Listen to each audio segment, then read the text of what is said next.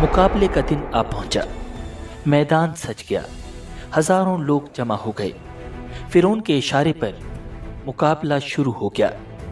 جادوگروں نے موسیٰ علیہ السلام سے کہا، اے موسیٰ، پہلے تم پھینکو گے یا ہم پھینکیں؟ حضرت موسیٰ علیہ السلام نے فرمایا، تم ہی پھینکو۔ جادوگروں نے جو ہی اپنی رسیاں اور لاٹھیاں زمین پر ڈالی، وہ سانپ بن کر دوڑنے لگی۔ پورا میدان خطرناک سانپوں سے بھر چکا تھا۔ مجمع پر ہیبت طاری ہو گئی۔ حضرت موسیٰ علیہ السلام نے فرعون کی جانب دیکھا۔ یہی وہ لمحہ تھا کہ جب حضرت جبرائیل علیہ السلام نے اللہ کا پیغام پہنچا دیا، موسیٰ اپنا عصا زمین پر ڈال دو۔ حضرت موسیٰ علیہ السلام نے اپنا عصا زمین پر پھینکا۔ گرتے ہی وہ انتہائی خوفناک اژدہا بن گیا۔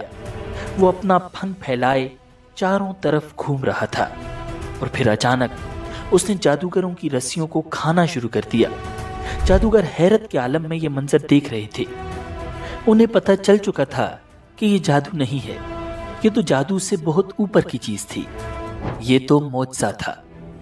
یہ منظر دیکھ کر جادوگر فوراً سجدے میں گر گئے اور کہنے لگے، ہم ایمان لے آئے موسیٰ اور ہارون کے رب پر۔